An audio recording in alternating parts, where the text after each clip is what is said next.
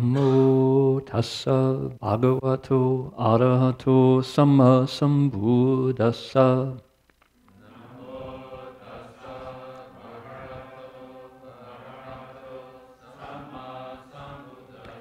Homage to the blessed, noble, and perfectly enlightened one.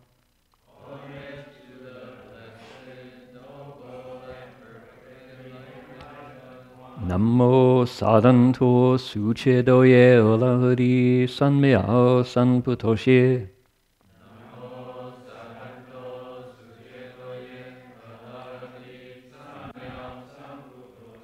Wu shang shen shen wei miao fa, bai qian wan jie nan zhao yu. Wo jin jian wan de shou chi, yuan jie ru lai zhen shi yi. The unsurpassed, deep, profound, subtle, wonderful Dharma in 100,000 million eons is difficult to encounter. Now that I've come to receive and hold it within my sight and hearing, I bow to fathom the thus come one's true and actual meaning. Venerable Master, Dharma friends, welcome to our Sutra lecture tonight. This is indeed, it is the 28th of September. 30 days has September. 2 more days to go this month, and we'll be into October. Could I ask everybody, please, mindfully to take this device and destabilize it. Put it into sleep mode. Turn it off so it doesn't ring and make you embarrassed when it goes off in your pocket. I have done that myself. It's a new social contract that we hold you to. And we are here in Berkeley, California, and we're lecturing on the Avatamsaka Sutra. The 10 Grounds chapter, which is all by itself, that we have reached the 5th ground, is an achievement worth noting. Not easy to encounter, not only in the English-speaking world, but in the world whatsoever. The Avatamsaka Sutra mostly doesn't get talked about. And here we are going through it line by line, giving folks a chance to look deep into the mirror of the Buddha's mind that merges right over into your mind, and look at what we look like. See what we look like in that mirror. How does it, do we look like ourselves? Do we recognize ourselves when we see ourselves? How do we look in that ancient mirror? That's what we're all about on Saturday nights here in Berkeley. So I'm very pleased that in my absence the last 3 weeks, the brand new bhikshus here at the Berkeley Monastery and some of our senior nuns carried on and helped us move through this text. So that's what we're all about. Please turn to the front cover of your text, if you will, right here. We're going to be chanting the name of the sutra and of the Buddhas and Bodhisattvas who populate it and bring it to life. And at the same time, we're invoking their presence. So it's more than just nice chanting. It's an attempt to with a sincere heart, invite them to come to this assembly and shed their light. So if I won't because I've got Dharma instruments, but I would have put my palms together to indicate a single mind and sincerity. If you'd care to join us, if you're comfortable doing that, please do. And let's chant the name of the Buddhas and Bodhisattvas. We do it in Chinese. You'll find that Romanized. They're underneath the Chinese characters. First we sneeze. That's not Romanized. That's just C-H-O-O-O. Ah. Brief pause. Passed. Good. Here we go. Ready? Namo Da Fang Gang Fo Hua Yan Ji Hua Yan Hai Hui Fo Pu Sa Na Da Fang Gang Fo Hua Yan Ji Hua Yan Hai Hui Fo Pu Sa Na 大放光佛华严经，华严海为佛菩萨南。大放光佛华严经，华严海为佛菩萨南。大放光佛华严经，华严海为佛菩萨南。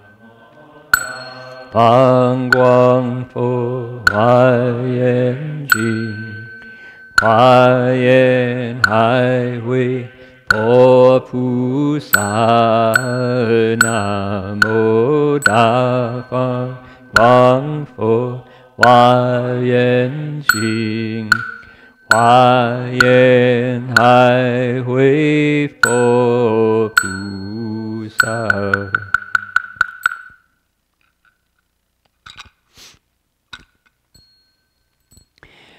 I'm still going through the recovery period from moving my body around the world from China, and my ears are plugged because of the pressure up and down on the airplane and all of the changes that entails. And so I noticed my listening to one of your requests, Dharma, my voice is really kind of low, and it's not back yet. So we'll up with that for the time being, and hopefully get that back in line for next week and the weeks to come. Please turn to page 36 and 37. 36, 37.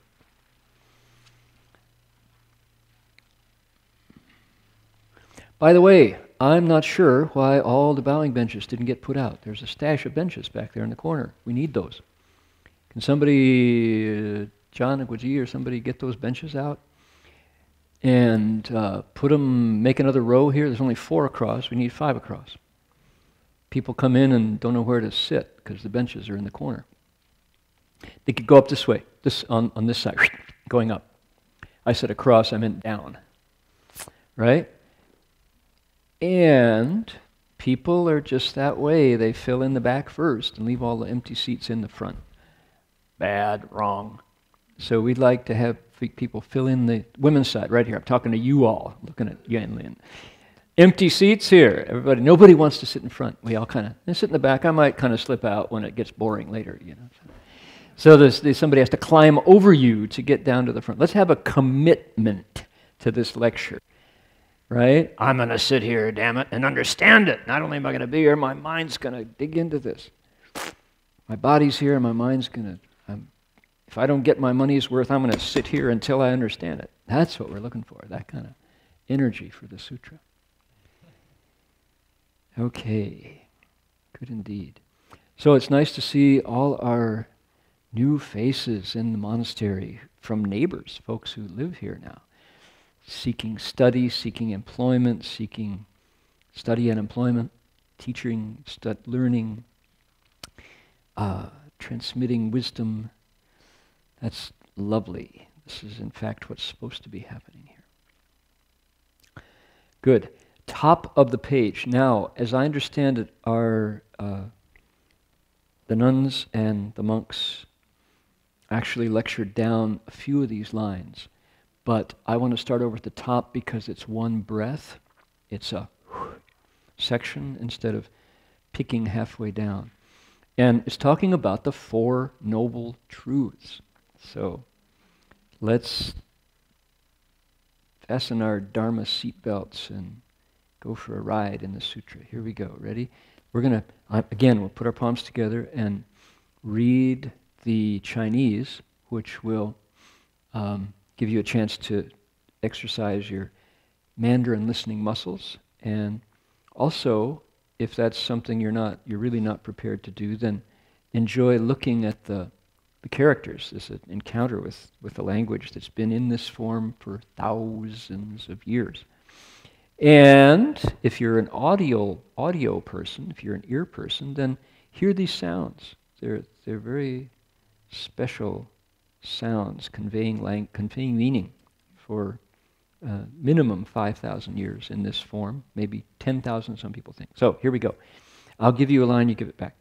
佛子此菩萨摩诃萨如是知此是苦圣地此是苦集圣地此是苦灭圣地此是苦灭道圣地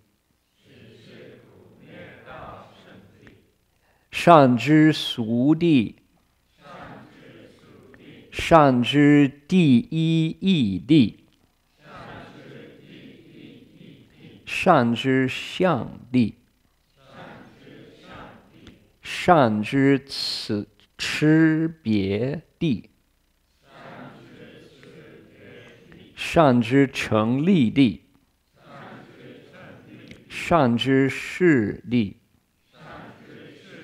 善知生地善知尽无生地善知入道智地善知一切菩萨地次第成就地乃至善知如来智成就地 All right, there you go. That was a big bite. That's the whole paragraph, and it's linked. It's got inner consistency and a beginning, middle, and end. So we'll unpack it. Now, over on the right-hand page, 37, is one stab at trying to make it make sense in English. So I would like to invite you all to join in unison along with me. When was the last time you got a chance to read together? Maybe it was third grade. Maybe it was at the library when somebody was story time. But that's what we do here. And please enjoy the chance to hear the Buddha's wisdom coming out of your mouth, coming out of the mouth of the people on both sides of you, and going out in the air, just disseminating to downtown Berkeley, wherever it goes, and just see how it sounds. Taste the Buddha's wisdom here. Let's do it, okay? Together, 异口同音, different mouths of the single sound in unison. Ready? Disciples of the Buddha, this Bodhisattva, Mahasattva, knows as they actually are the noble truth of suffering, the noble truth of the accumulation of suffering, the noble truth of the cessation of suffering, and the noble truth of the way to the cessation of suffering. He skillfully knows worldly truth. He skillfully knows truth in the primary sense. He skillfully knows the truth of appearances. He skillfully knows the truth of discrimination. He skillfully knows the truth of setting things up. He skillfully knows the truth of phenomena. He skillfully knows the truth of creation. He skillfully knows the truth of no birth's end. He skillfully knows the truth of entry into the wisdom of the way. He skillfully knows the truth of successive accomplishment of all bodhisattva's grounds, up to and including skillfully knowing the truth of accomplishment of a thus come one's wisdom. All right, the he's there, you can happily add an S if you prefer that pronoun, if it suits you. This is gender non-specific. It could be men, could be women, it could be non-humans. Beings in something other than gendered bodies, for sure. All right. Where are we? We're in what's called the fifth ground.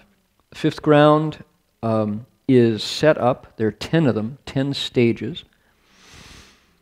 And they follow a progression of wisdom.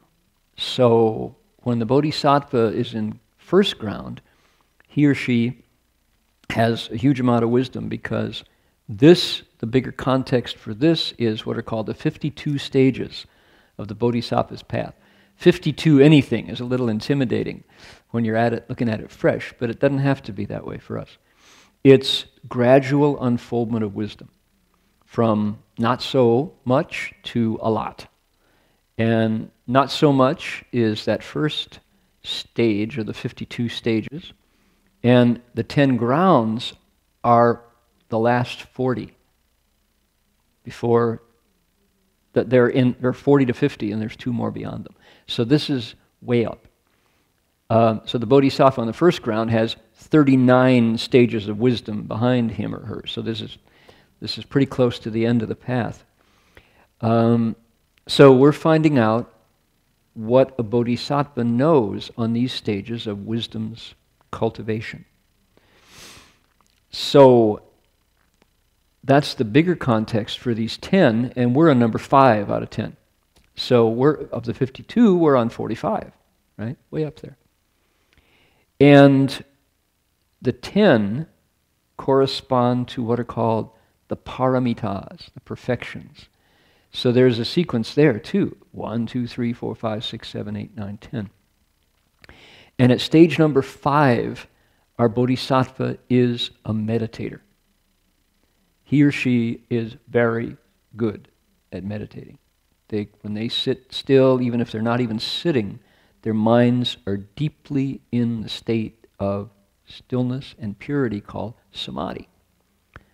Let's say we're familiar with seated meditation. When they cross their legs, when they sit down, their mind goes bing, just hits that, boom, this kind of state. This is where their mind goes as soon as they hit that spot. Right?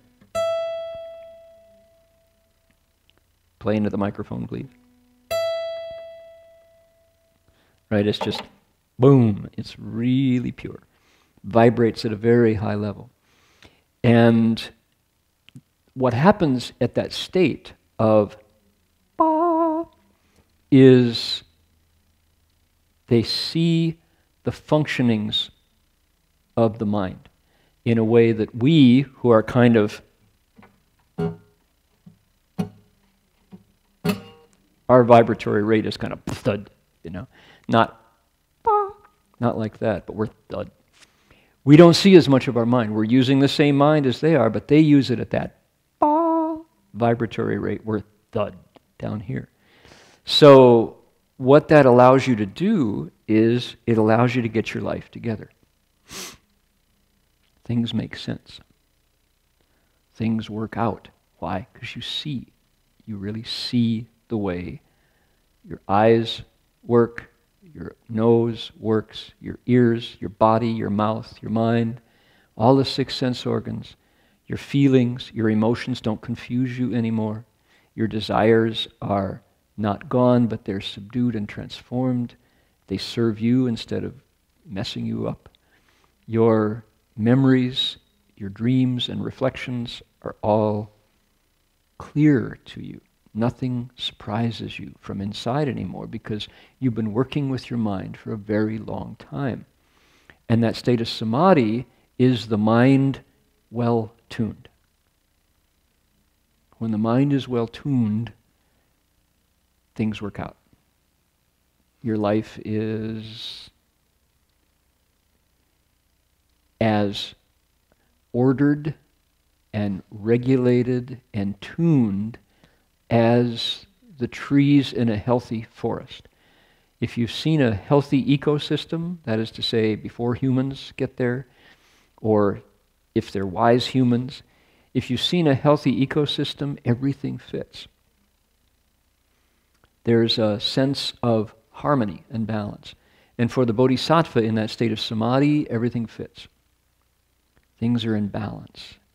And the karma that arises from the past to disrupt it is very light and pure. They call it a state of ye, jin, qing, kong. Karma is nearly over and emotions have been emptied out. So that state is the Buddha state, and this bodhisattva is not there yet. But he or she is well on the way. So, number 5 is that state. It's the 5th ground, is the state of stillness and purity known as samadhi. That's the paramita that is being described here. Okay, when you have that state, what do you see? The sutra tells us that the bodhisattva sees what are called the 4 noble truths. And that's where we are this week, as the sutra goes along. We go line by line, paragraph by paragraph, page by page, and we've come to this page now. Now, what are the 4 noble truths? Well, anybody who's looked at the history of the Buddha's own experience, our teacher Shakyamuni Buddha goes, oh, I know 4 noble truths. The Buddha spoke those after he got up from the Bodhi tree and decided to go talk about what he knew. And he encountered 5 fellow ascetics under the trees in what's called the Deer Wilds Park in near Varanasi. And anybody who's been there will testify that you can easily imagine the Buddha walking through those trees and seeing deer, first of all, because there are deer there still, but running into 5 yogis on the side of the mountain who were ready to hear whatever this guy had to say because he was glowing. He was obviously awake. He was different than before. When they left him before, he was nearly dead. 3 of them left him because he was scary skinny. He was so skinny that he couldn't hold his head up when he meditated. And so they left him because they said, too much, this guy's a fanatic. He's going to die before he knows anything. Let's not follow him because we're going to wind up like him pretty quick. So skinny we can't even meditate. So 3 of them left him. And they were his relatives, mind you. These are his cousins. They were related to him, the Shakya clan. Why do you think the king, his dad, sent them after him? It's because they were available to go. They were strapping young men who were probably pretty upset that they had been sent on the detail to bring Siddhartha back, because why was he freaking out and leaving his beautiful wife and who was pregnant and his bright future as king of India? They couldn't figure that out, and they were being told, don't come back until you bring him back. They're like, oh no, I got to put my life on hold for after this nut. So they were out there. The other 2 who stayed with him saw the skinny ascetic who was all skin and bones, counting every rib because you could see them.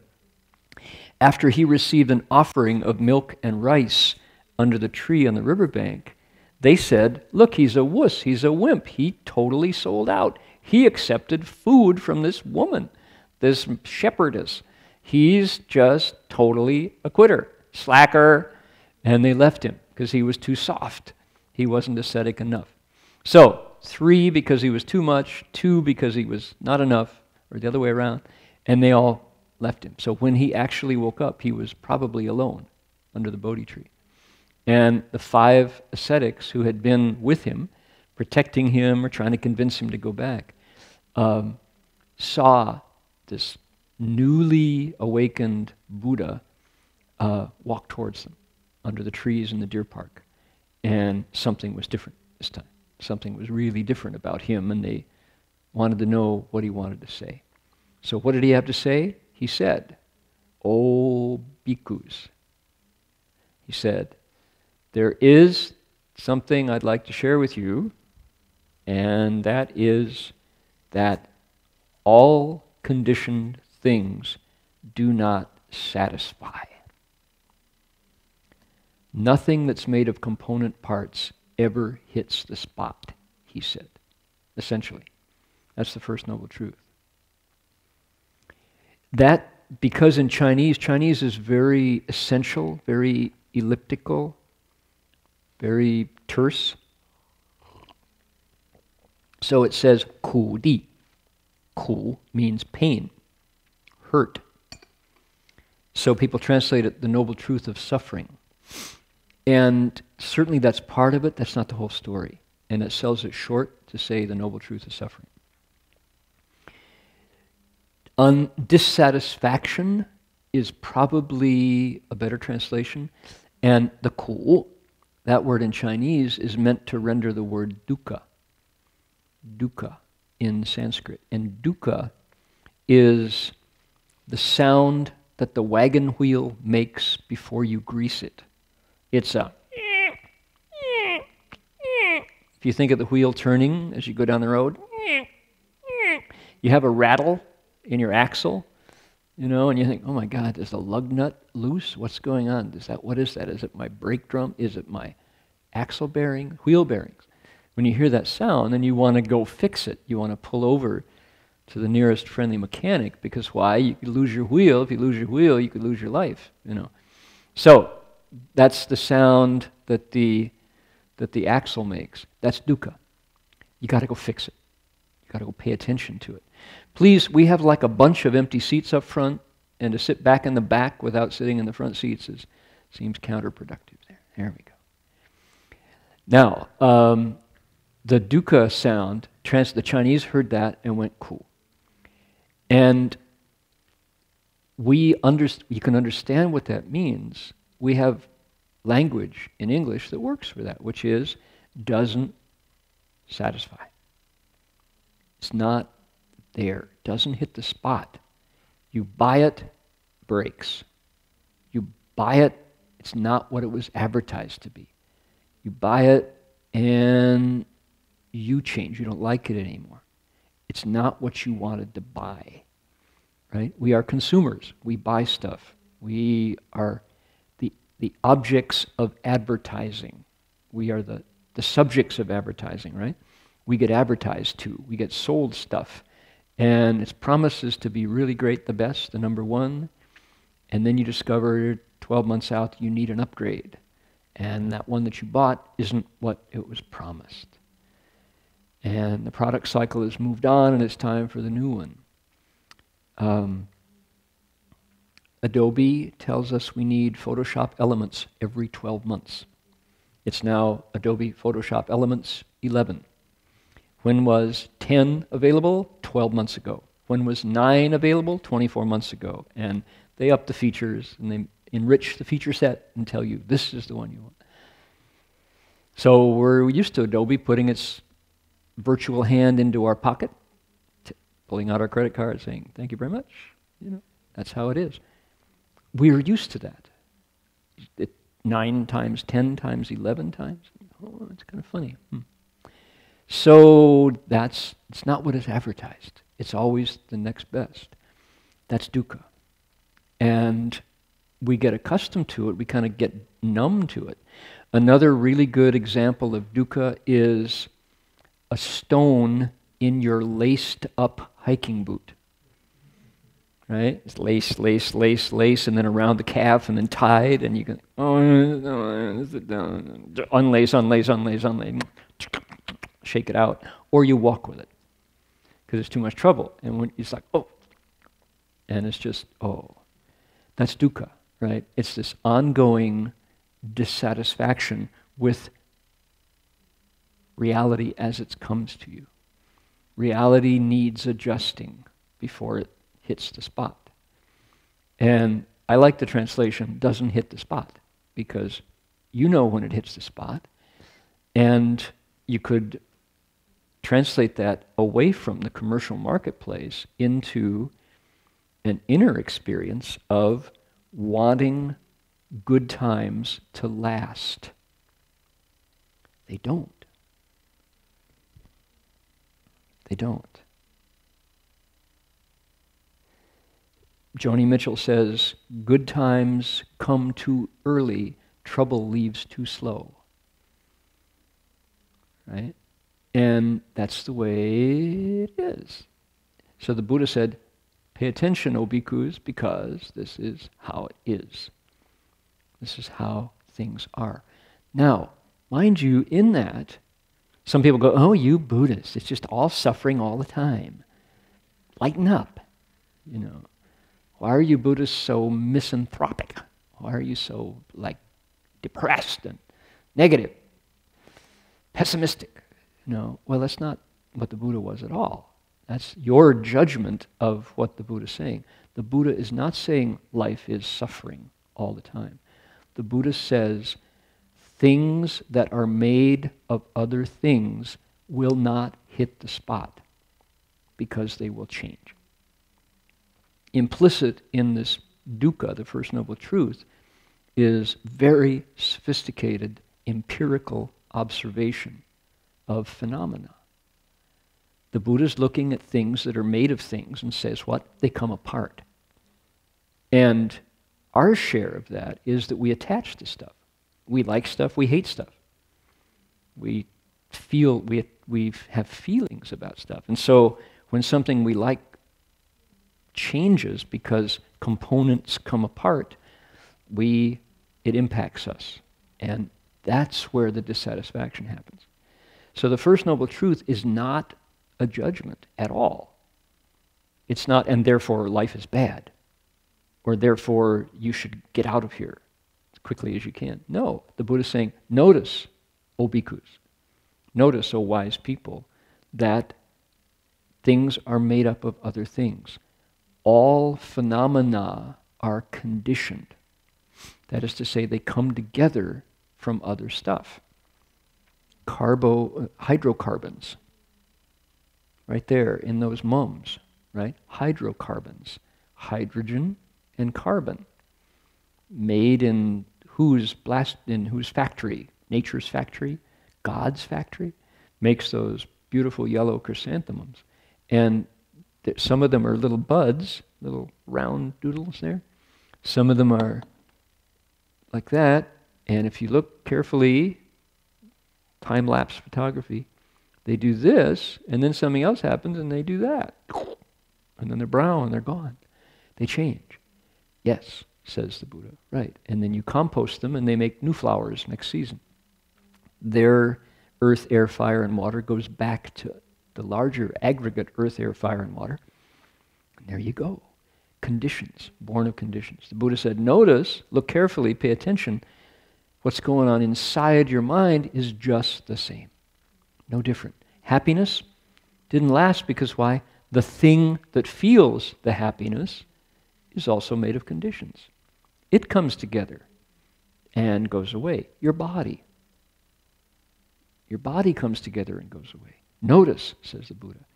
And if you attach to it, for sure, when the good stuff goes away, it's like, oh man. And when the bad stuff goes away, it's, whoa, thank you. Pain stopped. So he said, this is the nature of conditioned things. O bhikkhus, pay attention. He said, notice this. This is how things really are. I've seen it to the core from the inside out. This is how things are. Now, can you adjust to that? Answering that question tells you how skillfully you live, how well adjusted you are. So what do we do in between the dissatisfaction? We drink a lot of alcohol. If you go around the world, every single culture has a coping mechanism called jiao. Sake o nomimasu. Right? Fill them up again, lads. It's bitter beer, it's Guinness. Guinness is good for you, don't you know? I'll have 3 pints, as I usually do every day at 4 o'clock. Fill them up again, Mickey. It's on me, fellas. Every culture has their alcohol. And if it's not alcohol, it's, mind you, delete that off the tape, but my culture, my generation, we didn't drink so much. We smoked a lot of marijuana. And that's like, shh, I didn't say that. People, those of you joining online, that doesn't translate. Right? So it's like every culture, and if it's not alcohol or marijuana, it's that credit card and you go shopping. It's called retail therapy, right? Gets you over the hard times. It hurts less when you get out there and put something between you and the component nature of reality. Because if you really look hard at the component nature of reality, there is nowhere to stand. And it's really scary. And that applies to your kids. And that applies to your mom. And that applies to your kitty. And that applies to your goldfish. And that applies to your credit rating. And your house. And you can't find anywhere to stand in that truth. And a lot of us go, oh, what truth? What noble truth? Besides, it's reruns of Breaking Bad. Let's watch. I got a Netflix account. Life is good. What do you use to buffer the truth that we're dying quickly, as is the planet? It's like, whoa. It's scary. So, the Buddha said, hang on to the fear. Fear itself is conditioned. Fear isn't real either. Let's go deeper. Inquiring minds want to know, where does the dissatisfaction come from? Where does dukkha come from? Says the Buddha. Don't you like him? He was relentless. I mean, what a hero. He didn't stop with dukkha. He said dukkha comes from somewhere. Look at that. I mean, this is talk about samadhi, that laser focus. Doesn't move in the face of suffering or joy. He goes, okay, dukkha comes from somewhere. Where does that come from? Second noble truth, O bhikkhus, he said. Where does the second noble truth come from? He says, the truth of ji, he says. Ji is accumulation in Chinese. And it's that, it says, suffering comes from, the translation in Sanskrit is feelings that beckon. Feelings that beckon. And boy, did the advertising industry pay attention to that second noble truth. Feelings that beckon pull us towards experiences and phenomena that promise us that it's going to be good. You want this one. This is a good one. This is the upgrade that you've been waiting for. Right? This is the companions that you're looking for. Better than the companion you've been living with. Right? This is the one. Oh, this is the job offer that is going to be the one you want. Right? Just fill in the blank. It's feelings that beckon. And the flip side is also true. It's things that make you averse. Things that repel you. Oh, I hate that. I can't stand that. Ooh, get out of here. Right? It's both the pursuing pleasure and running from pain, ji, the truth of accumulating. It's both those things. That's the flip side of the Four Noble Truths, is there's both attraction and aversion that equally do what? Move you from stillness and purity, where you see clearly the nature of these things. The Four Noble Truths are the Buddha's laser beam insight into the nature of self and dharmas. These, no, mind you, we haven't touched the text yet. This is a good place to touch the text. Here we go. Disciples of the Buddha, the Bodhisattva Mahasattva knows as they are the noble truth of suffering, the noble truth of the accumulation of suffering. Number 2. All right? Now, noble truth, mind you, is our version, 此是苦圣地. This is dukkha sheng arya di. What is the Sanskrit for truth here? Satya. Great. Thank you. Satyagraha. That's Gandhi's truth pilgrimage. So, Ku Sheng Di, dukkha, arya, satya. So, Ku, we talked about that. Sheng, arya meaning excellent, upper, sublime. Same, that's a cognate for Aryan, not to be confused with white people, but means northern, a race that pre-existed the Indians. There's a whole anthropological study of the civilization of India, and the Aryans were this pre-Dravidian race that apparently may have been extraterrestrials. Don't go there. Okay, but, you know,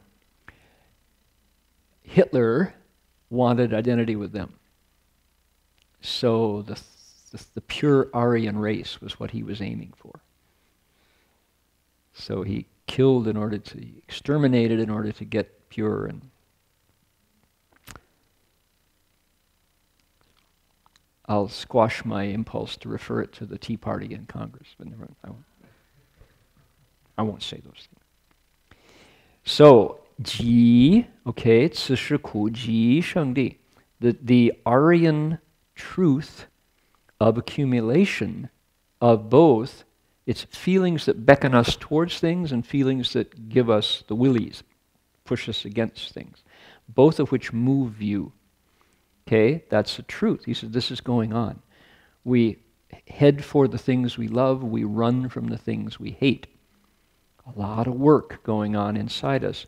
Now, this word di is really interesting. The Chinese is words, yan, speech or words, with the word for emperor. It's ruling, superior, leading.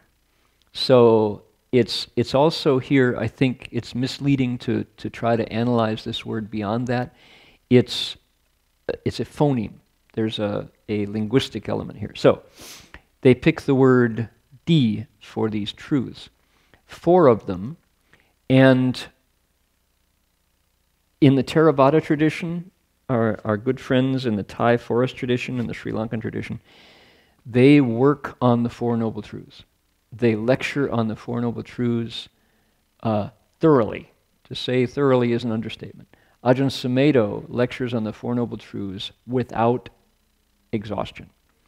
I've heard him lecture them up, down, left, right, north, south, east, west, above and below, and somehow you never get tired of listening. It's just always fresh and always wonderful. The Thai forest tradition, Ajahn Pasano, Ajahn Amaro lecture on these forever, is very much attuned to the situation of the 21st century. Why is their Dharma so successful? Why have 250 people left home under Ajahn Sumedho? In the Ajahn Chah tradition in Europe, it's because when you lecture on the 4 Noble Truths, we baby boomer types go, yeah, that's the way it is. I will avow that that is my experience. Right? This is a very popular way of explaining reality for us, for our generation. So these work. The 4 Noble Truths work. This is now, mind you, this is a Mahayana Sutra. This is not the Thai forest Theravada Pali-based canon tradition, but it's here in the Mahayana and it's strong. So, the 4 Noble Truths, 1, 2, 3, 4, but that's not the way to look at them. It's like there is dissatisfaction because of feelings that beckon. Number 2 is the cause of number 1. Okay? The feelings that beckon you towards this experience or this thing or this sense that I want this or that I hate this, I got to get away from it, leads you to that feeling of dissatisfaction. Okay? Truth number 3 is caused by truth number 4. Okay, we're ready for truth number 3? Now, the noble truth of the cessation of suffering is our line 3 on our paragraph up there. 此是灭生地，这是苦灭生地. Okay, that's key. And those of you who are students of religion will do well to pay attention to that one, because it's significant. This is epochal. You know that word, epoch. This is a turning point in the history of religious insight, which is what? Suffering can end, said the Buddha. The Buddha said, suffering can end. Now, you can put an end to suffering. Now, did Jesus say that? Yes, he did. But like theistic religions that promise salvation, the salvation comes in the next life. My mom, bless her heart, does expect that at the end of her life, she will ascend to heaven to sit at the right hand of God, because her Methodist religion promises that is the prize, that's the reward of a life well lived, a good Christian life. I hope she makes it, you know. I am familiar with that message and want it to be true. But notice, that's a message about reincarnation. It's not now. It's in heaven after you die, next time around. So to say that Christianity doesn't preach reincarnation is totally false. What about if you go to hell? Is that now? No, that's next life. Problem there. Inconsistency there, not a problem. If you don't see it as a problem, it's not a problem. So the Buddha said, don't wait. He said, if you cultivate skillfully, if you see things as they are and you understand, suffering can end now, he said. And there's a path to the end of suffering, and it's the truth number 4. 此是苦道生地. What is the path to the end of suffering? It's called the Noble Eightfold Path. 8 steps. Do these 8 things, suffering will end, because why? You will have seen the accumulation, their accumulation, and you will have skillfully aligned your life with patterns of behavior that diminish, finally get rid of the things that cause you to feel attachment to conditioned objects that leads to dissatisfaction when they break up, he said. Okay? So you go, wow, that's really systematic. Number 2, wow, that's really insightful. Wow, number 3, thanks for letting us know, Buddha. This is a really interesting way to look at our bodies, our lives, and the world around us. Right? Because why? It's the Buddha's radical salvation is here. Suffering can end. Live better. Live skillfully. Do a better job of being a human being, the Eightfold Path, and see through the feelings that beckon or repel, and you can live a life free of dissatisfaction. That's a cogent, scientific message. Right? That's really interesting, skillful, and it's open-eyed. There's no superstition in that message. There is no mumbo-jumbo in that message at all. That is so practical. And this world, right? People go, oh, religion is just a bunch of superstition. Or you Buddhists, you're just, airy-fairy sky pilots. It's like, where? How about you, watching reruns? Star Trek, Star Trek marathons. Is that worldly, world transcending, or, So this is fun. Okay, well, yeah. The Buddha's saying, what about after the fun? Then what? Well, we just go out with the buddies and, knock back a 6-pack. Right. So this is a very wide-eyed, clear look at reality. And says, you too, not some select priest caste, not some privileged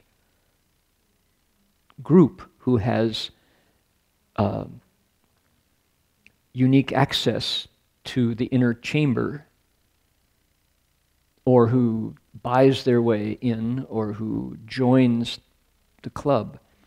Anybody who looks carefully at their own experience and notices these truths, these realities, can also, just like me, walk the path to liberation. Now, said the Buddha, it is public domain. It's completely open source Dharma.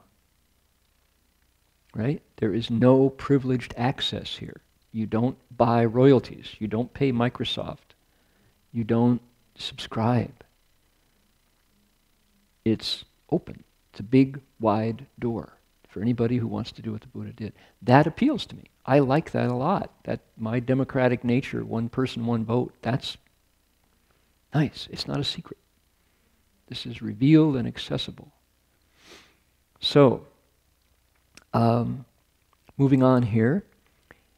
This Bodhisattva Mahasattva, this awakened being among awakened beings, knows as they actually are the noble truth of suffering, where suffering comes from, that suffering can end, and how to put an end to suffering. Notice as they are. Ru shi zhi. The Chinese is Ru shi zhi, as it really is. Knows as it really is. Sees it clearly. That's key. Okay, so far so good. Now it goes on to say 10 more things that he or she shan. There's a pattern. Notice the pattern as we read that. It says shan, shan, 10 times. Skillfully knows, or you could say is good at knowing, recognizes clearly, sees it as it is, skillfully knows. Okay? The shan here means to be good at. To be good at. You've mastered this one. You got this one down. Shan zhi. And notice the end of each of those passages was a di again. This truth, this insight. Skillfully knows this. What do we have? You could almost say facts. It's almost factual knowledge. What's a factual knowledge? How do you get to a fact? Well, a lot of people aver, a lot of people agree. When the green light lights up, you go. When the red light lights up, you don't go. When you stay in this country on the right-hand side of the paint stripe, you can proceed ahead without running into things. And you trust that the other side is going to be on that side of the paint stripe. That's a fact, right? Is it always true? No, you go to England or Australia and you flip the sides. Suddenly it's the other side of the paint stripe. But it's a fact by consent. That's a lot of what di here is. The Buddha is saying, I saw this. You can take this to the bank. This won't be untrue later. This is true now, true before, true in the future. So count on this. That's what makes this a di, right? It's verifiable knowledge that you can trust. So, and he's good at knowing it. So in other words, to be the Buddha, to be, what is the Buddha? This is somebody who's paying attention to the world around him or her. And I think that's key. There are folks who will think that Buddhists are, what's the phrase? Airy-fairy sky pilots, tree huggers, Birkenstock wearers, granola eaters, all those liberal types, who are like just too fuzzy for their own good. They're not down-to-earth Americans. And everybody has their own stereotype. But there's a sense that if to be a Buddhist, you have to, what do they say, play bongos and sit in the dirt, You're somehow detached from reality, quote, And if you become a monk and live in a monastery, you multiply that times 10. And that's not what I see in the Buddha's words here. This is somebody who knows, skillfully knows, 10 facts. Why? Because they're watching. They're paying attention. They've learned this stuff. They're noticing. The disciples of the Buddha are always awake, says the Pali Canon. Disciples of the Buddha are always awake. Now, that doesn't mean they don't sleep, but it means they're always watching and noticing, paying attention, mindful, noticing this stuff. What are they noticing? Number one, shan zhi su di. This is number two. Skillfully knows worldly truth. All right. So if we translate, it was translated as truth. Truth is okay. Truth is a difficult word in the world of philosophy because truth says who? Somebody else's truth. Your truth is somebody else's lie. True, false, you know. So if we were to translate this again, we'd probably want a different word than truth. But fact is a little closer because to call something a fact means you've actually tested it out, you've verified it. And I think that's probably the way the Buddha would have us do it. Don't take it from me, he would say, test it out yourself. Check it out yourself.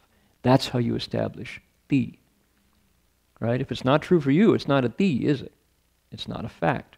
Buddha would say, mostly you can verify these. The ones I'm talking about are things you can verify.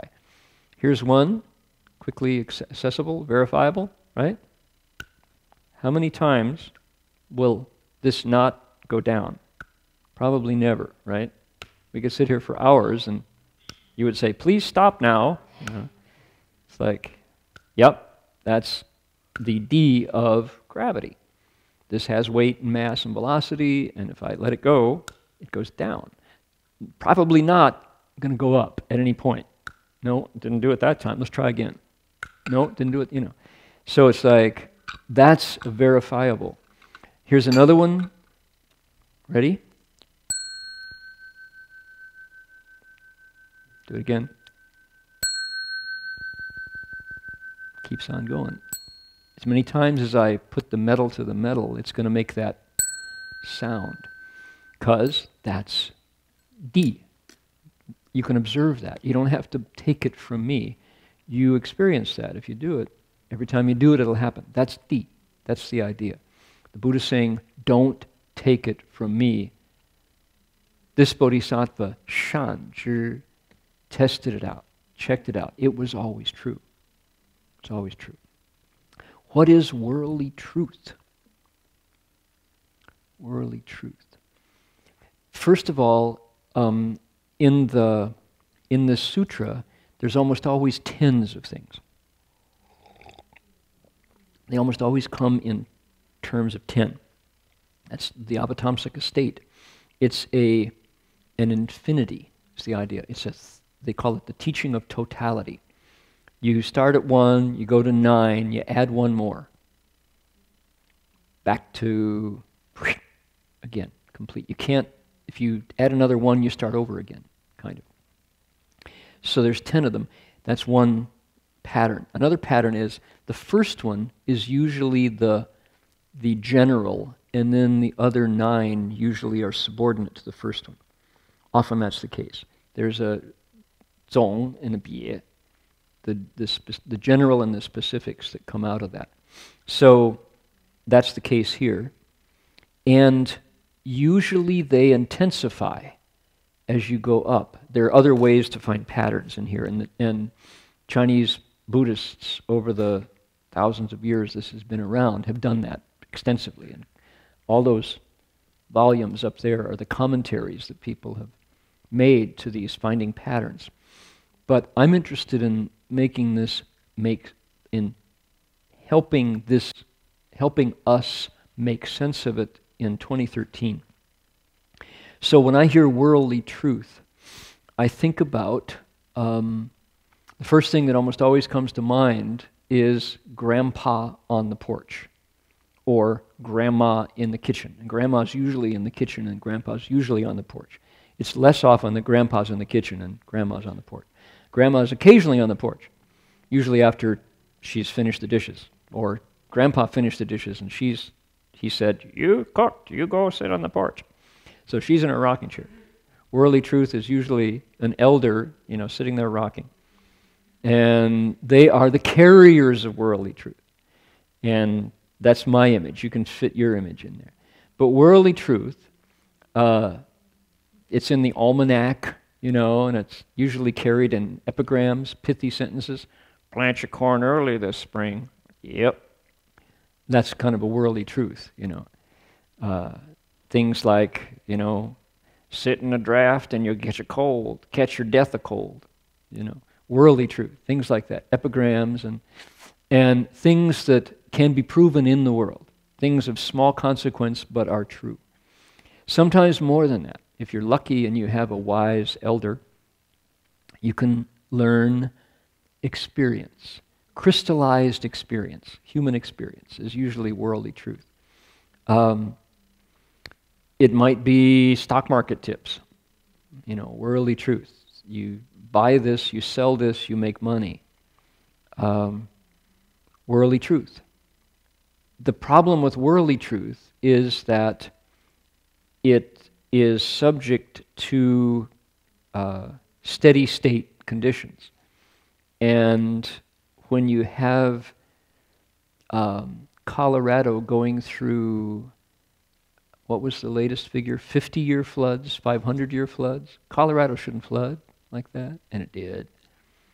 When you have Taiwan last week going, and Hong Kong and Guangzhou going through 500-year typhoons, strongest typhoon in 5, you go, something's new here, something's different.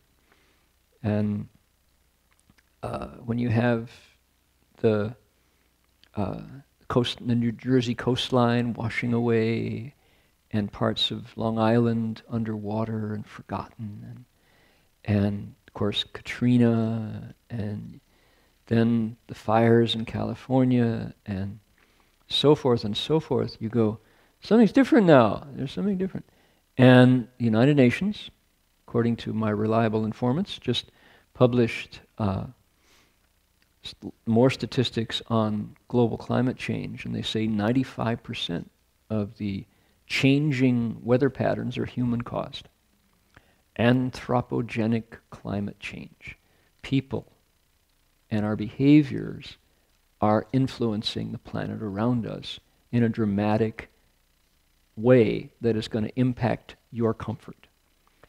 I'm seeing on all sides the International Herald Tribune, as I sat there on the runway in Hong Kong 48 hours ago, they're talking about rising sea levels taking out Miami, and probably New York, and the San Francisco International Airport. Right? Chronicle today said, prepare for a new airport. Why? SFO is going to be underwater. Now, you may know the what height of Berkeley, where we are here? What's our elevation, sea level? Is it 40 feet? Are we at 40 feet right here in downtown Berkeley? Not at the hills, mind you. Cal is under no threat because all the professors live in the hills, right? So students will be wiped out down here in the flats, right? No problem. So we need to get kayaks or boats ready, because the coastline is going to be submerged. Why? Because the ice is melting. My God. Those pictures of polar bears standing on the remaining ice floe, all four paws, looking around.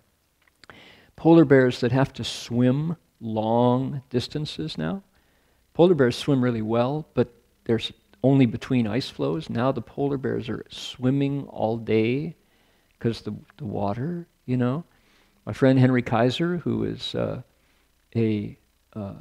diver at the McMurdo Sound research station in Antarctica, can't go to the dive holes that he used to go to because they're now water. They used to go directly from the Sound over to the coast in Antarctica to begin their exploration. That's all melted now. They have to go way around on the high ground.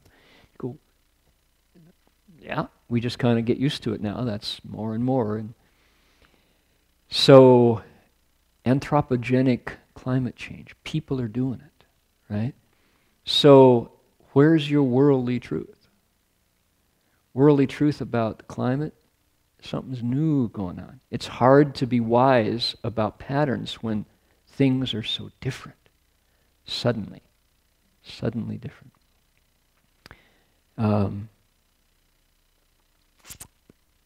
What do you do about that? This bodhisattva skillfully knows worldly truth.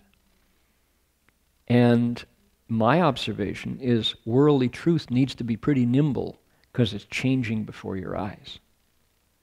You better get ready because it ain't what it used to be. It's happening really fast. And, okay, here's a worldly truth that should make you worried. Aren't you glad you came here? All suffering all the time. Prove it. All right. What is worldly truth? Worldly truth is children used to be raised by their families. Remember Hillary Clinton? It takes a village to raise a child, right? Not anymore. What does it take to raise a child? 5 of these. Television, computer, cell phone, Game Boy, and tablet. A bunch of virtual friends have replaced flesh and blood friends. I teach the kids of Tzu-Ching down in the South Bay. Tzu-Chi, the Taiwanese Buddhist relief organization in America. And they have their schools, really good schools. And the moms and grandmoms came to me and said, Father, what are we going to do, Dharma Master? My kids are fighting as never before. The older brother used to really love his Didi, and the Didi used to really rely upon the Guga to play. And last week, the Didi came over to the Guga and said, play with me. And the Guga turned to him and shouted, I'm downloading! Leave me alone! And the little Didi was like really, really upset and just came to me and crying, and what's wrong with my big brother? And I didn't have an answer for him. Vasher, what should I do? And I'm, you're not the only one. It's happening worldwide. That we are being sucked into these things at an incredible rate. And kids have, by far, more virtual friends than they will ever have in their lifetime, flesh and blood friends. We prefer our Facebook friends, because you can unfriend them if you want, and you can get instant feedback that you can like or dislike as you choose.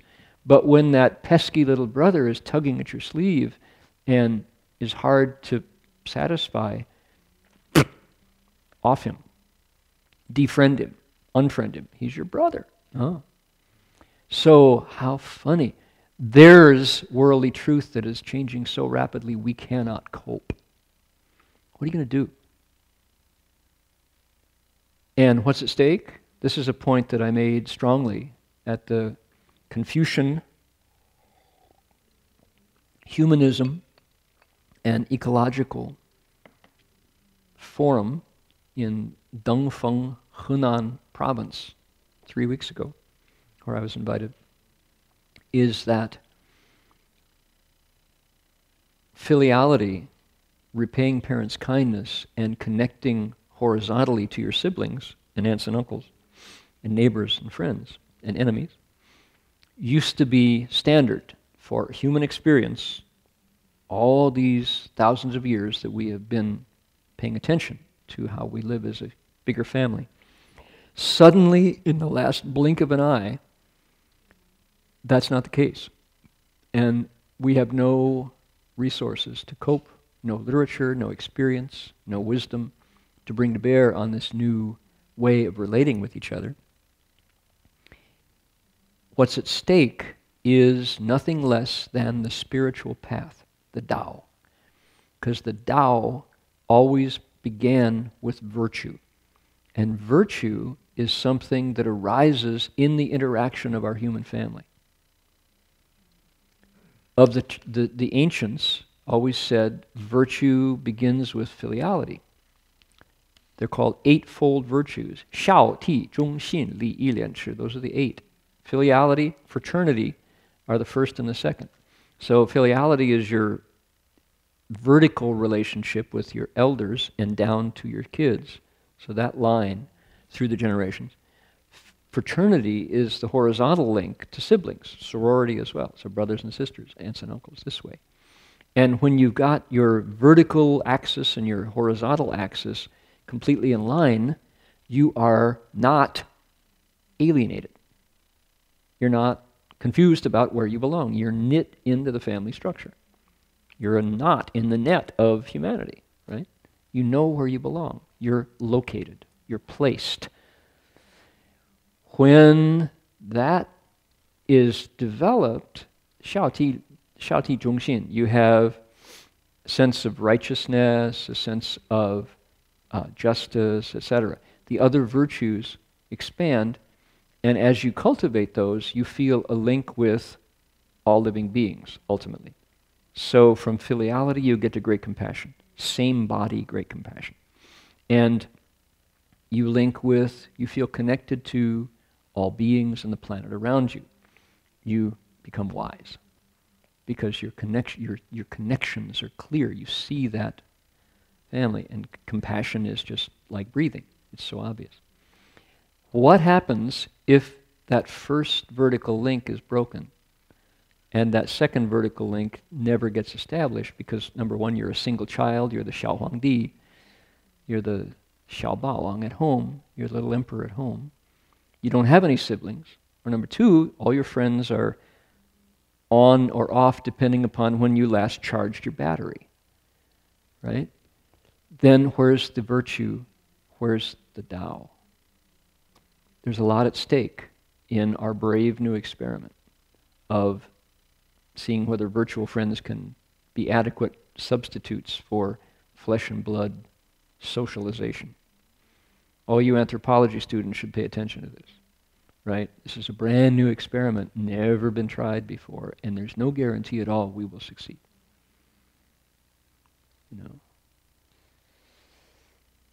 when a bunch of people with high-powered rifles can go into a shopping mall and turn their guns on mothers and daughters and uncles and grandpas to repay a political slight and a eye for an eye that happened by some government wanting to punish another government, and feel like this is righteous and good and proper and should be done, you say, we have a lot of proof that dehumanizing leads to nothing but bloodshed, and it's the rehumanizing that allows the planet to survive. It's seeing the commonality that we're all unsatisfied with the world we find ourselves in. That gives us hope for the human race to work things out. Otherwise, we're just isolated units thrashing around, shedding blood, eating and being eaten. And humanity has failed, a major failure. And we ask Master Hua, we ask our teacher, Shifu, is the human race going to destroy itself? He laughed and said, of course we are. We do it every time, he said. Every time, Shifu? Yeah. He said, we outsmart ourselves. We build bigger bombs and destroy ourselves. Start over. Happens a lot. That's mostly what we do, he said. Uh-oh. That doesn't sound very good. That was his answer, yeah, we do it every time. We destroy ourselves every time.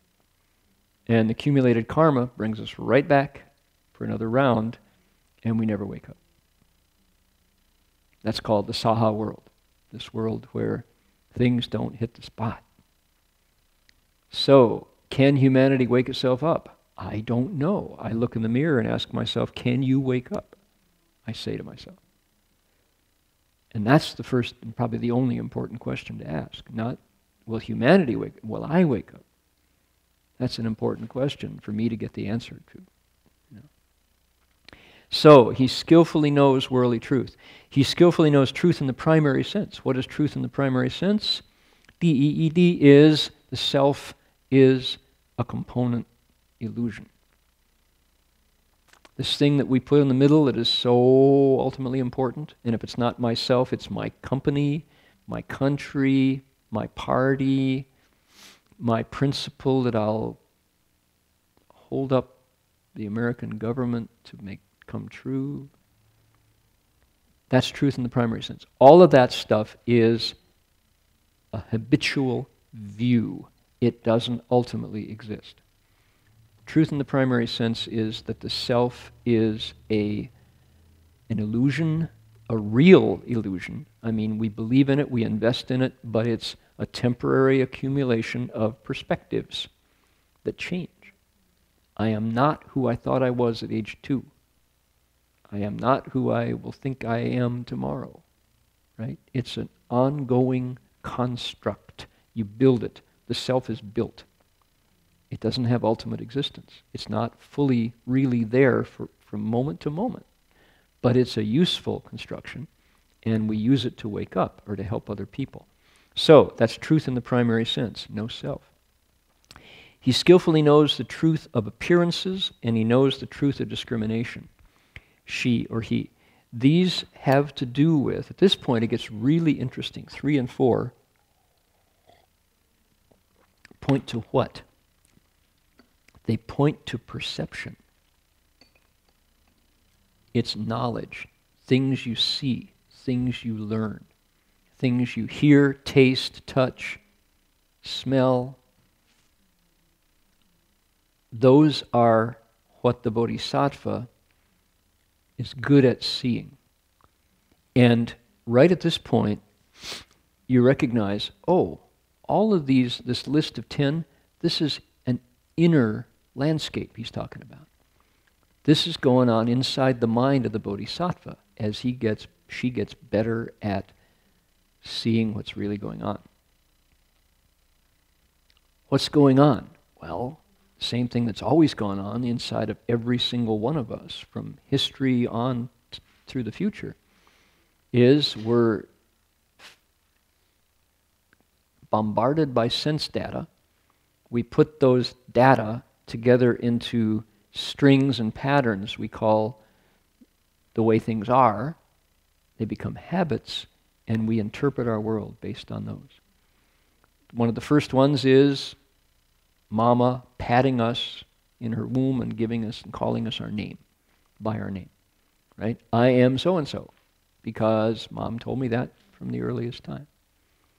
And mostly we prefer a full stomach instead of an empty stomach. I learned that early on. We need to drink things because my body tells me I'm thirsty. Right? These are patterns. Deep perception.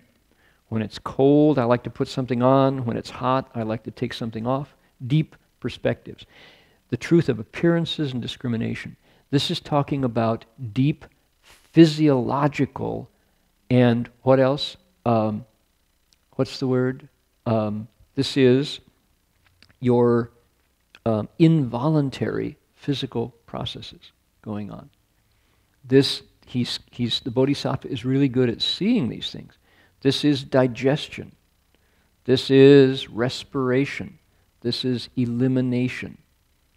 All this stuff that we do to live, the Bodhisattva sees it as it is. Right? 形成代谢. This is the whole process of metabolism going on. The Bodhisattva is really good at seeing that and going, yeah, I've been doing this ever since I got my body. And he knows how to set things up. He sees how we set things up. With what? With your body, with your mouth, with your mind. Karma. How actions create reactions. He sees this. The Bodhisattva is really good at seeing that. He knows the truth of phenomena. Because why? He sees that objects are linked to the senses.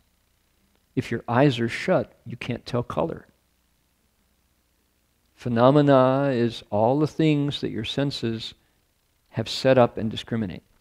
So my point in explaining it this way is to say this is a inside-out process that the Bodhisattva is good at seeing, good at knowing.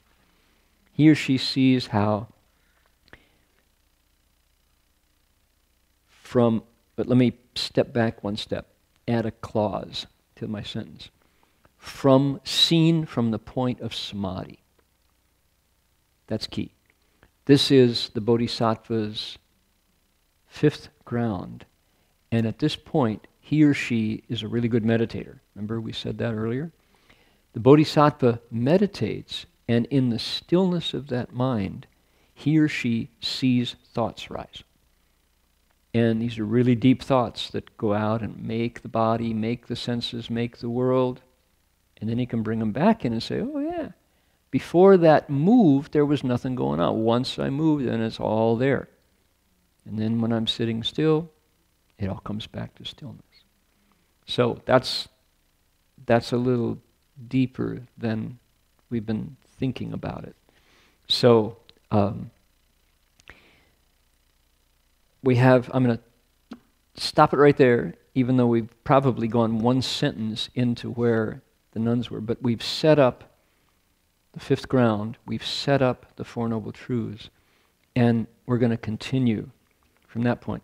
I notice a lot of eyes are closing and heads are nodding, because why? This is deep, and you've been listening to my voice steadily for almost 90 minutes, and I wanted to sing a country and Eastern song. Would you mind setting up the mic? Thanks, Shannon. Country and Eastern song that didn't know it was a Buddhist song until the Dharma came to the West. But once the Dharma got here, it was like, oh, that's a Buddhist song waiting for us to be discovered.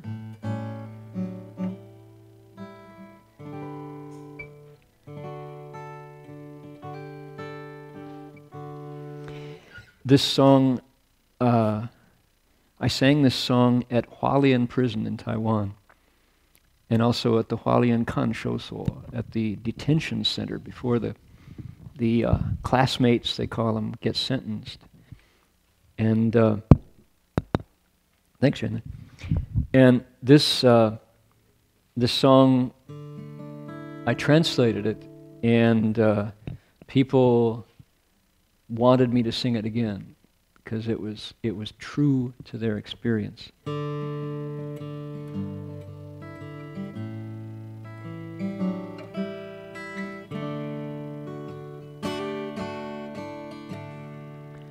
How many times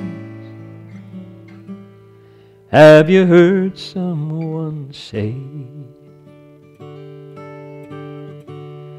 if I had his money, her money, I'd do things my way. But little they know, it's so hard to find one rich man in 10 with a satisfied mind. Dukkha, think dissatisfaction. Once I was winning,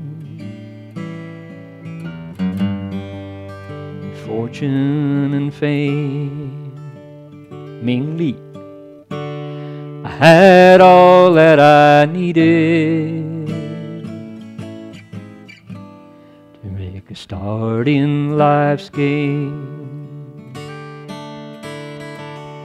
Then suddenly it happened, I lost every dime. But now I'm richer by far, with a satisfied mind. 'Cause money won't buy back your youth when you're old, or a friend or a loved one whose heart has grown cold. The wealthiest person is a pauper at times, compared to the one with a satisfied mind. When my life has ended, when my time's run out, all my friends and my loved ones, I'll leave them no doubt. For there's one thing for certain, when it comes my time, I'll leave this old world with a satisfied mind.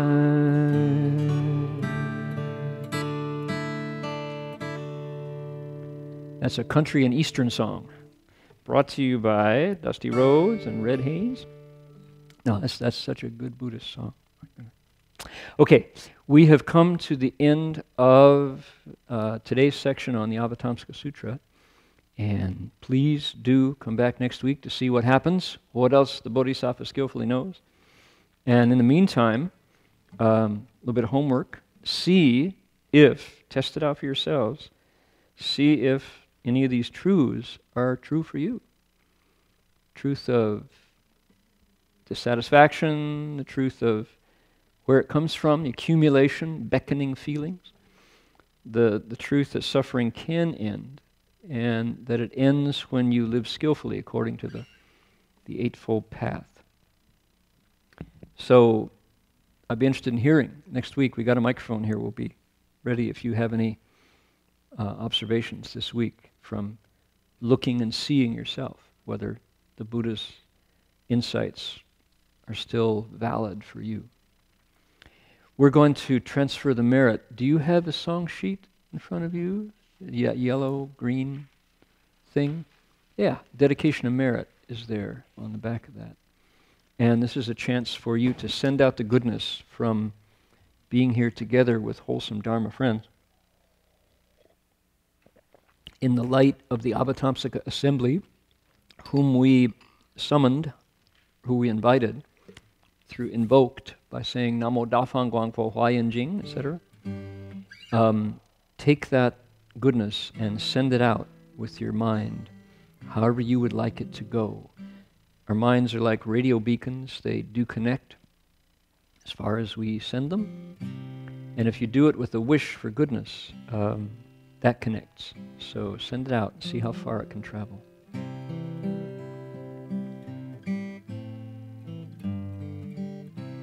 If you don't believe that Buddhas and Bodhisattvas protect people, our good friend Ron Epstein's son, Andre, who lives in Nairobi, Kenya,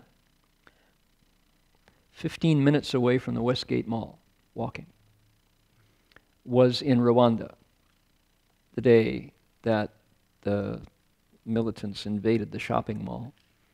He heard something was going on. He Skyped back to his girlfriend, who lives 15 minutes away from the Westgate Mall on the other side, and as they were Skyping in conversation, he heard the heavy machine gun fire and the explosions over the Skype. That's how close he was. A very close classmate of his, a guy from Trinidad Tobago who'd been to a Harvard-trained, Fulbright fellow, super bright guy, was in the mall and died. And apparently a new ambassador had arrived from, not the diplomatic ambassador, but a new chief of AID, some association, had arrived that day with his family and got back on the plane and left the very same day. So transfer the merit. to the protection of living beings from that kind of suffering. So, however you would like that merit to go, let's do it together. Here we go.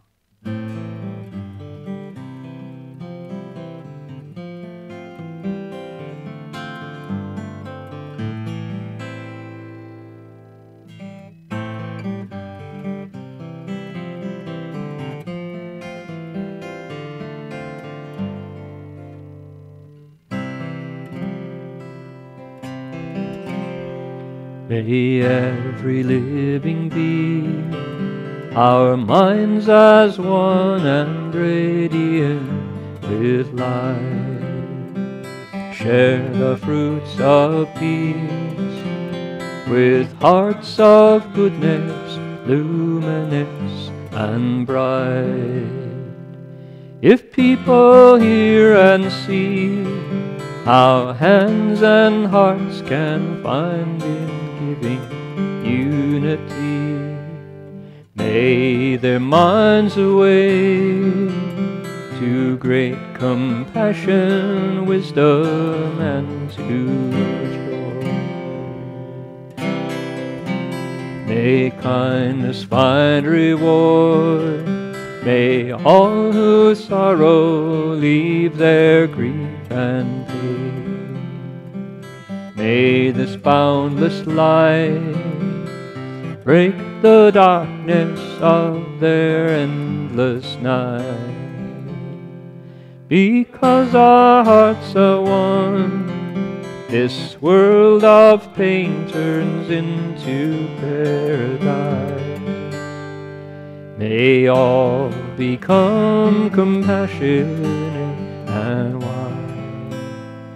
May all become compassionate and wise.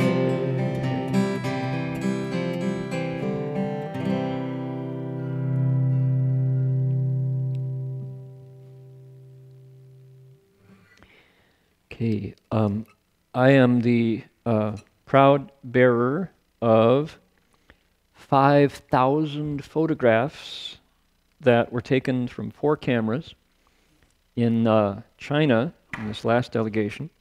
And mind you, that is an awesome responsibility of editing out the important ones and editing out keeping the good ones and sending away the not so good ones. And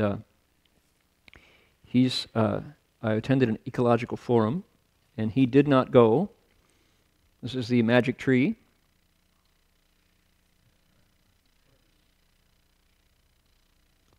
I talk really slowly because I've been here in the ground all my life, and I'm in no hurry. How much time do you all have? No. Come on now. Do you have anything to say? Yeah, I do. How many of you saw Lord of the Rings? Yeah, the second version. That was my grandpa. Yeah, he's an ent. And I talk a little quicker than he does because I'm a lot younger, but not much. So anyway, what I wanted to say was watch the next slides because I'm really excited. There's a 4,000-year-old tree in those pictures, so I'm really. This is about as excited as I ever get. Can you tell? Can you tell? No, I actually can't. Well, it's my leaves are moving. Oh, I see. Yeah, that's exciting. Yeah, that's about it. Every now and then I grow new mushrooms. That's another way to tell. Okay, good. Well, we'll watch your mushrooms and see how excited you are.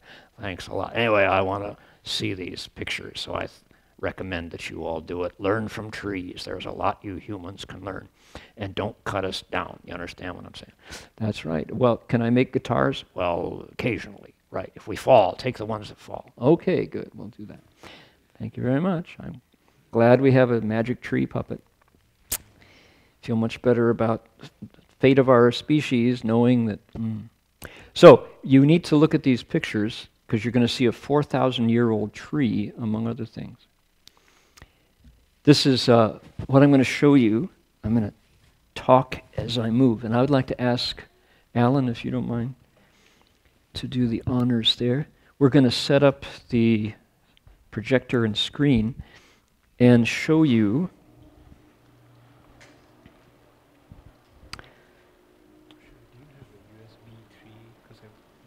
we need to use this port for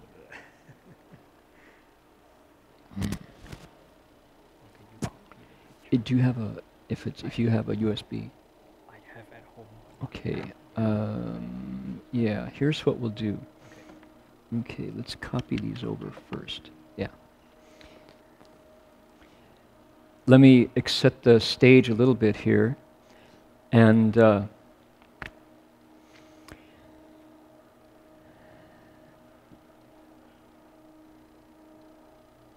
we are.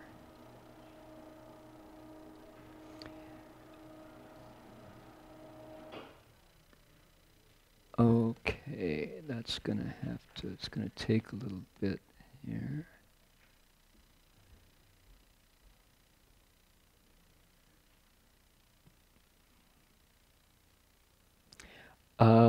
I'll tell you what, I need a USB to USB cable? USB to USB? Yeah, USB 3 to 3. Does somebody have that in the office? Do you know what I'm saying? It's the if you open the door, Yuanlin will show you which one. I'm sure we can come up with. If you can't, I have one upstairs. Okay, here's what's going on.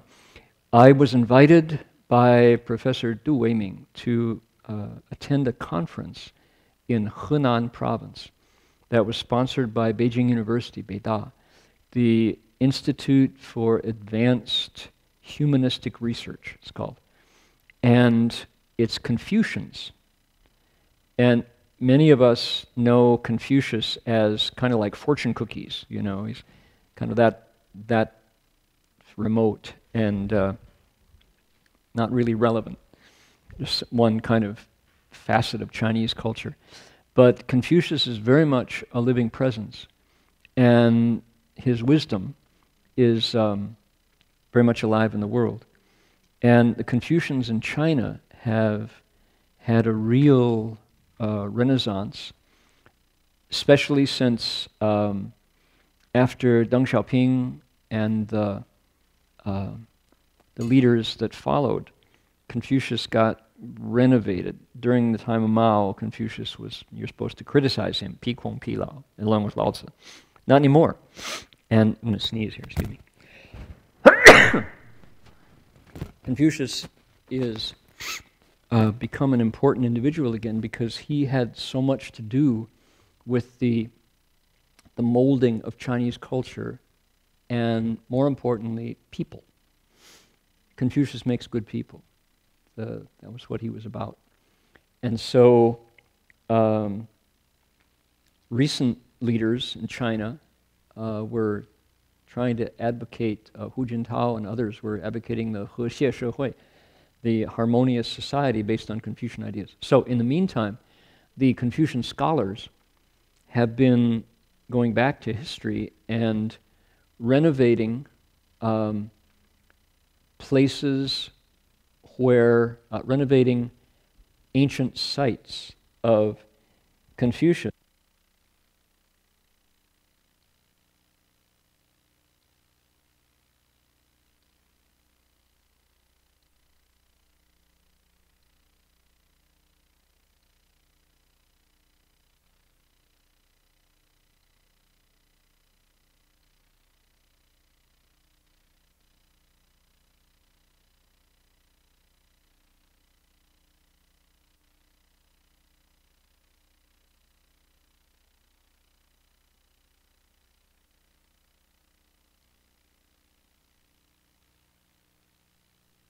Central China, where one of the study academies of China was located. It's the Neo-Confucians, the Confucians such as Zhu Xi, Wang Yangming, Cheng Hao and his brother, and such like. This site has now become a UNESCO World Heritage Site, and it's very magnificent place. It's become a place of dialogue for world civilizations, and the Confucians are back. The Confucians are leading conversations now and bringing world religions together to talk with the insights and the principles of Confucius very much alive. So it's very cool to be part of that. I was thrilled. And here we are. I never know what's going to come up. The projector picks what picture is my desktop. In this case, it's two kookaburras, which have absolutely nothing to do with Confucius, unless they are Confucian kookaburras, maybe, in the closet. Closet Confucian kookaburras. Who knows? So, here we are, and in this conference, Confucians meeting in Henan about what? About the environment. About the environment. And how humanity can live in a skillful way with the environment. So what could be more valuable than that, right? That's what we were doing there. And very cool to be part of that. I enjoyed it a whole lot. And let's see here, where are we? Is this it? Must be this. Yes, here we are. Starting here. This is called the Songshan Forum, Chinese Civilization and World Civilization, the Humanistic Spirit and Ecological Awareness. That was the rubric that brought us together. A bunch of scholars. Now, what else is at Dongfeng, Henan? Shaolin Monastery. Right? And a place called Songshan. Shaolin is the home of Chinese martial arts, where Bodhidharma, where the first patriarch of Buddhism, sat in a cave for 9 years watching his mind. Here are some friendly faces. You'll recognize Guoji, Gokup, Heng Lai, Madalena. Here we are listening to the scholars give their learned research. And this is what the scene looked like, second day. This is a 4,000-year-old tree. It's called the General Tree, and it's on the grounds of what is called the Songshan Shu Yuan, the Songshan Academy. These are contemporary students from Beijing University who were the volunteers there. She is singing a song about 3 steps, 1 bow. These are all Beida classmates. They're mostly undergrads, some are grad students, who came to get inspired by what was going on. Look at these. These are sharp cookies. And just, if they were here, they would be DRBY members in a blink of an eye. They'd be sitting here asking questions about the Avatamsaka Sutra. Professor Kasulis from Ohio State. This is, okay, I'm a little bit out of order here, but this is the carvings in a stele from the Sui dynasty. This was established by Liang Wudi's son. Liang Wudi's son. You're looking at something that is about 1,800 years old. It's been there. Survived the Cultural Revolution and the Red Guard. Can you see that the way I'm seeing it? Yeah, you get the relief there. Very neat. This is a well that has been in continuous use, Gojing, for who knows how long. So it's called the Songyang Shu Yuan. Here it is.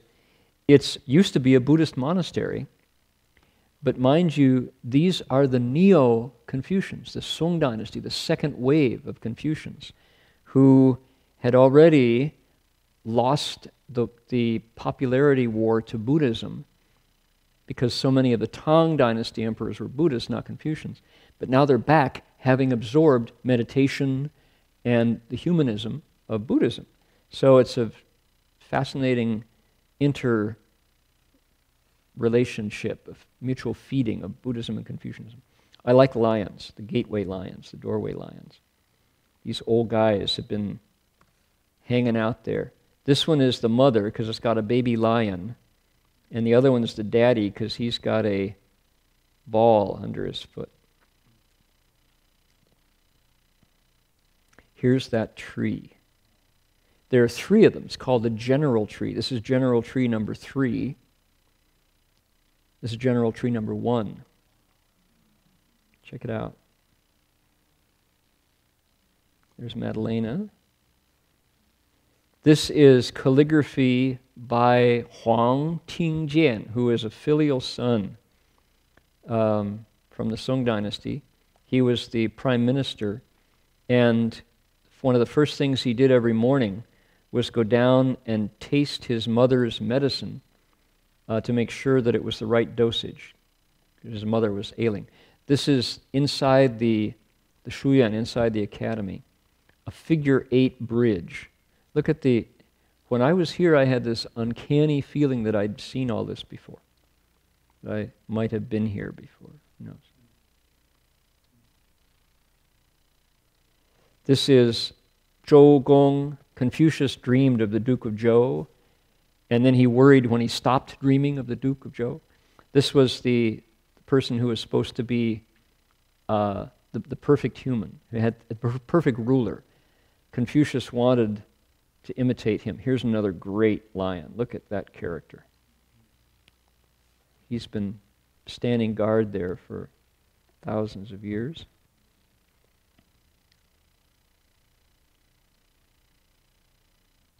Confucius himself. He's got his hands clasped because he's worried about his students. Oh, I really hope they pass the exam. I really hope they get into Berkeley. And I really hope that they get off their iPhones and actually do some work.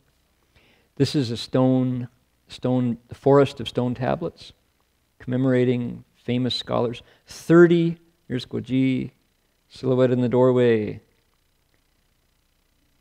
30 great Daru, great Confucian scholars came out of this academy.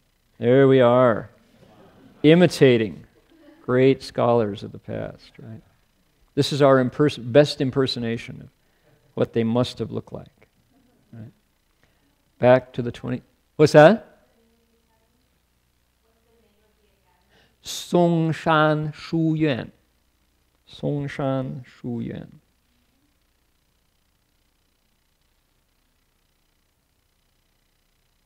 Right there. What is it? I'm sorry, I said Songshan, Songyang, Shuyuan. Yeah. It's at Songshan, yes, at Song Mountain. Okay, we got to go quickly so you can see some of this before time is up. It's a little bit out of order here. This was our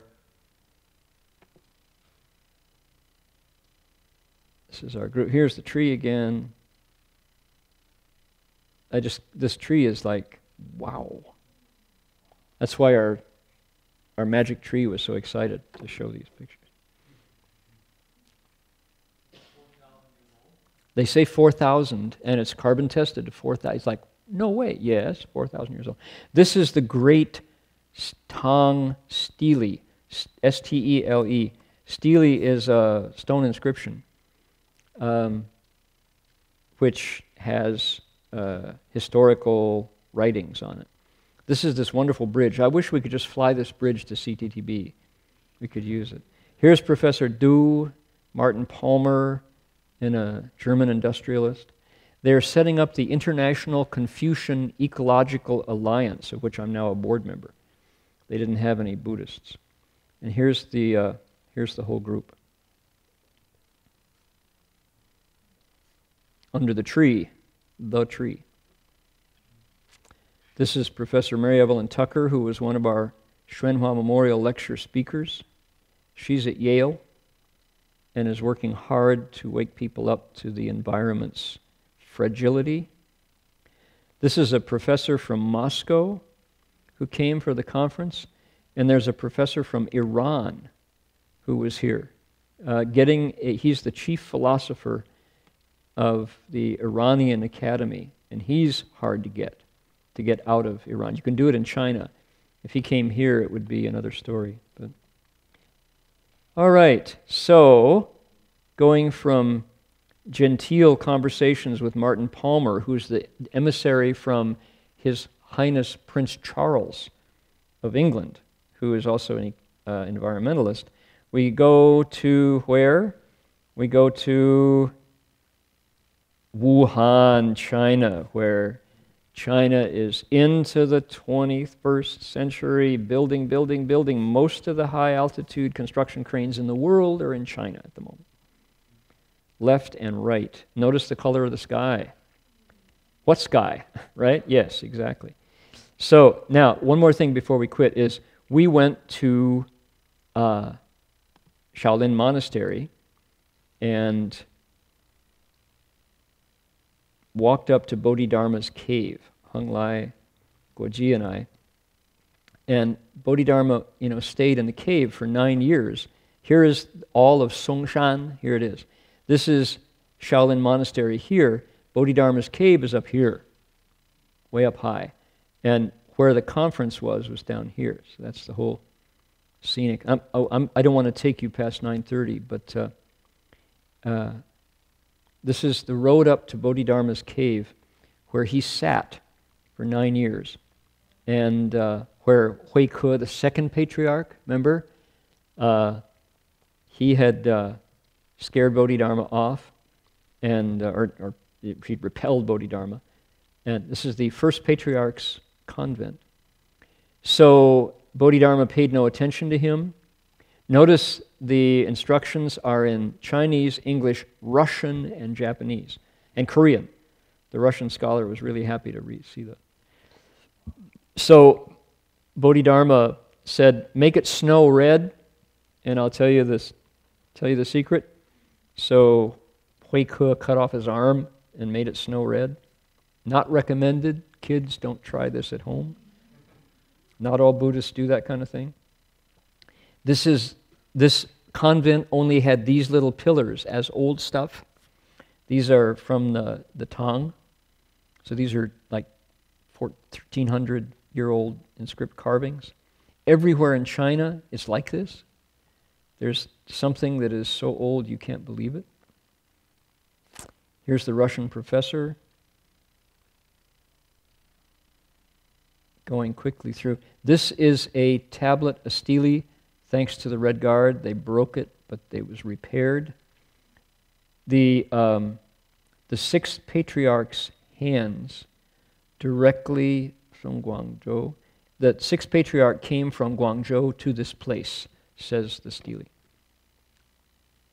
All right, so we got to go quickly through these, otherwise we're going to be too late. Here's one of these incredible cypresses that are everywhere. Here's Heng Lai. Get a sense of the scale here.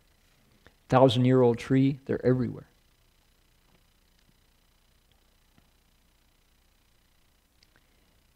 And we were accompanied by these little monks from Shaolin Monastery, kids in training, often orphans who've been given to Shaolin, and they're getting their martial training. We're going up here. And you can see that's a lot of elevation in a short time. Hundreds of steps to get up there. And some of us are panting and sweating to get up there. And here are the Shaolin monks breezing by us. Like that. And we're... Because why? We started down here. Right?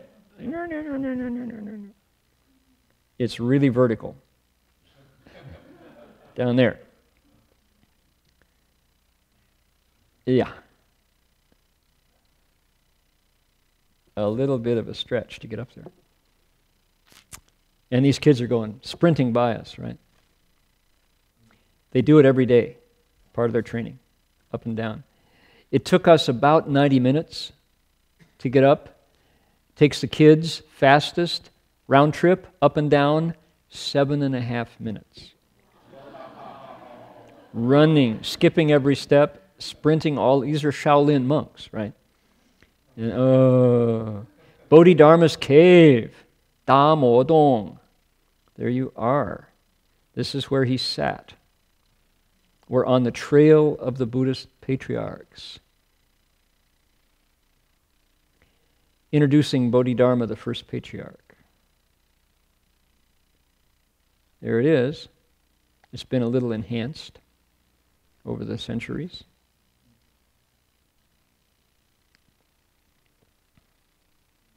There were people meditating inside. So there's room to sleep, room to sit inside. Bodhidharma, a famous monk, stayed in the cave for 9 years in meditation, brought about Zen Buddhism. The stone archway in front of the cave was built in the 32nd year of Wanli in the Ming 1604. The stone statue of Dharma is enshrined inside the cave with his disciples standing on both sides. There he is.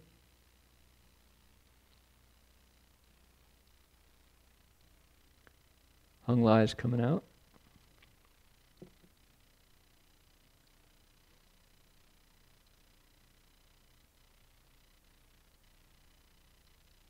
And there's a statue of Bodhidharma up a little higher. Here's Shaolin Monastery way down there. A tree with wishes. If you make a wish and tie a red string there and you get your wish, they say.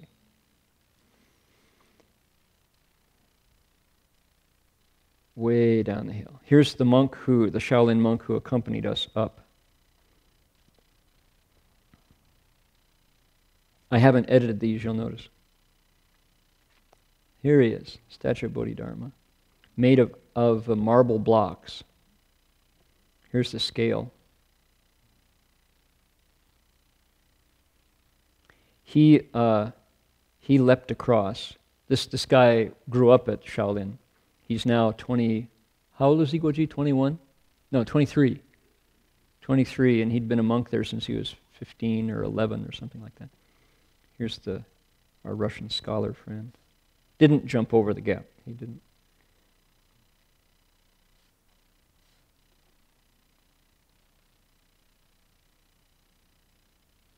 Here's our Beijing University volunteer who was assigned to us. And Guoji, I caught him in motion, leaping over the gap. Wahoo! Camera in hand. Boys will be boys. That's a famous shot. Gokuk hasn't seen that one before. There he is. Ah, I made it. I didn't do it. So. Yeah. So now we're coming, let's see here. Dharma hole.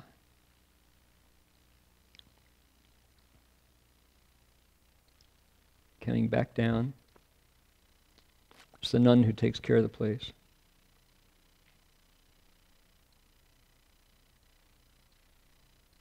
Okay, this guy was going up carrying about 100 pounds with a pole over his shoulder. That's hard work. He's got, notice he has the People's Liberation Army shoes on. 解放军的那个鞋子. That's hardcore, if you got those on. We're just taking pictures of the corn. This is, okay, Shaolin Monastery. There it is. Shaolin.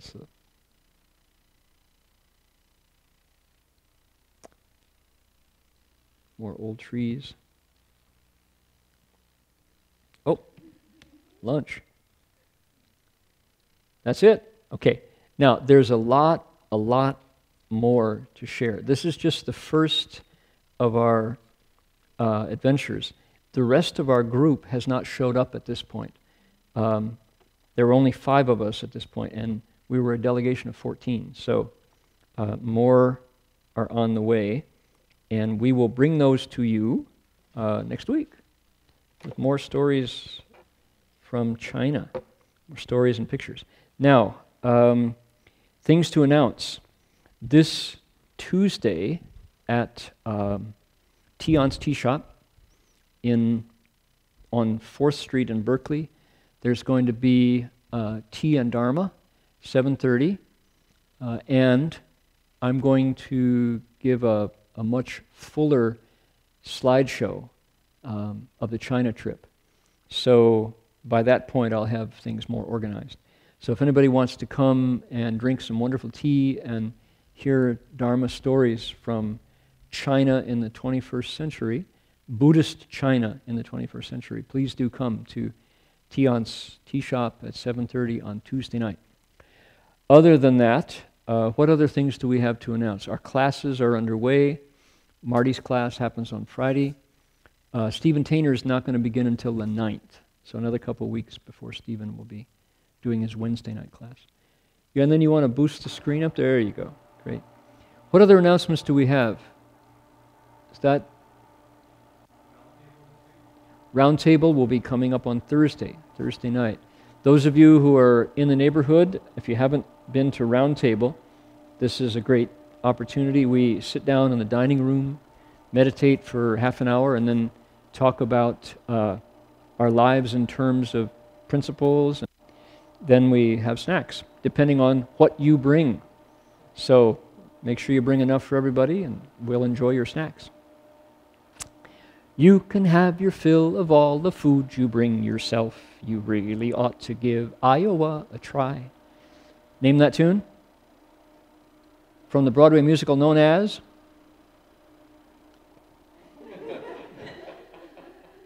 The Music Man. Okay. Guess you had to be there. Either that or you have to be old, one or the other. All right.